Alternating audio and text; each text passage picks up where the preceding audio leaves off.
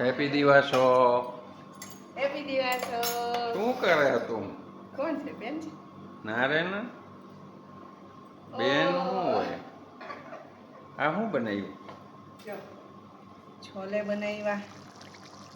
અટાણે આપણે બે જણા હોય ને છોલે બનાવ્યા? ના ના, આ હાંજ હાટું બનાવ્યા. અચ્છા, હાંજ. તમારા હાટું જો બે રોટલા પડ્યા હતા ને ઈ વઘાર્યા. રોટલાનું શાક. નાખીને હા.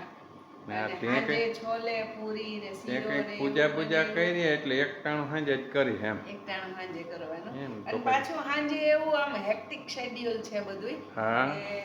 કે ફરાળમાં શું છે રસોઈ કરવાની. ફરાળમાં સૂકી ભાજી ઓનલી. એમ.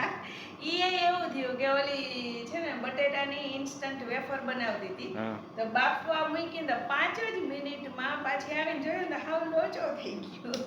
પછી એમાંથી બનાવી નાખી સૂકી એટલે ભાજી. ચિપ્સ છે ઈ કેન્સલ. હા, અને ચિપ્સ કેન્સલ. અને છોકરાઓ હવે છે ને જો ઈ સૂકી આ ભાજી. તો ઓલો સુરતી લોચા જેવો લોચા ભાજી છે.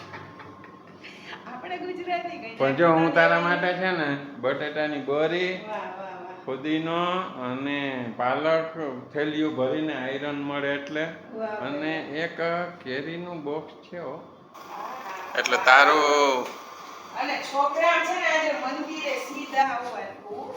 હા જો મંદિરે સીધા આવવાના એટલે અવની માટે હજી થાળી તૈયાર કરવાની છે તો એની તૈયારી ચાલુ છે.